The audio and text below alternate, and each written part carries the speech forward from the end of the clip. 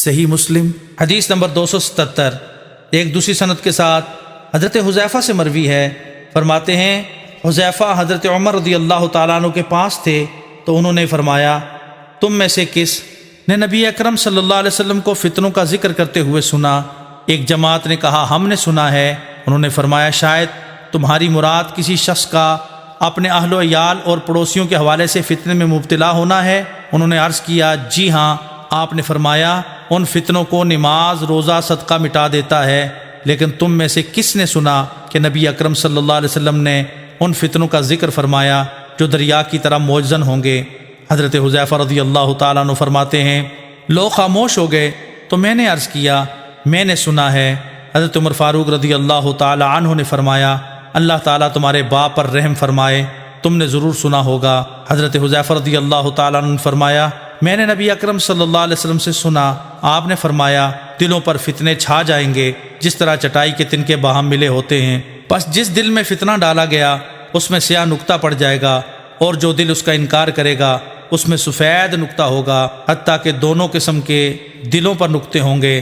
سفید نقطے والا صفا کی طرح ہوگا، ایمان پر مضبوط ہوگا، اسے کوئی فتنہ نقصان نہیں پہنچائے گا جب تک آسمان اور زمین باقی ہیں۔ دوسرا سیاہ ہوگا جو اوندے لوٹے کی طرح ہوگا، نہ نیکی کی معرفت اور عمل اور نہ برائی کا انکار ہوگا، بس اپنی خواہش پر عمل پیرا ہوگا۔ حضرت حذیفہ رضی اللہ تعالیٰ عنہ فرماتے ہیں میں نے ان سے بیان کیا کہ آپ کے اور فتنوں کے درمیان ایک بند دروازہ ہے جو عنقریب توڑ دیا جائے گا۔ حضرت عمر فاروق رضی اللہ تعالیٰ عنہ نے فرمایا تمہارا باپ نہ ہو اسے توڑ دیا جائے گا؟ اگر کھولا جاتا تو شاید دوبارہ لوٹ آتا۔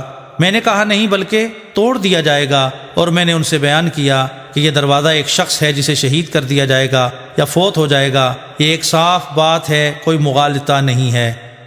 صحیح مسلم حدیث نمبر 278 حضرت ربیع فرماتے ہیں حضرت حذیفہ جب حضرت عمر فاروق رضی اللہ تعالیٰ عنہ کے پاس تشریف لائے تو ہمارے پاس بیٹھے اور بیان کرنے لگے۔ انہوں نے فرمایا کل جب میں امیر المومنین کے پاس بیٹھا تھا تو انہوں نے اپنے احباب سے پوچھا کہ تم میں سے کس کو فتنوں کے بارے میں نبی اکرم صلی اللہ علیہ وسلم کا قول یاد ہے؟ اس کے بعد گزشتہ حدیث کے مثل ذکر کیا۔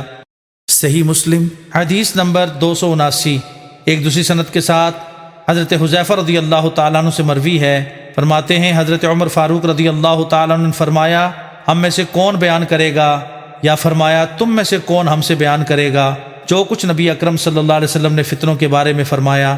حضرت حذیفہ رضی اللہ تعالیٰ عنہ نے عرض کیا میں بیان کروں گا، پھر پہلی حدیث کی طرح بیان کیا۔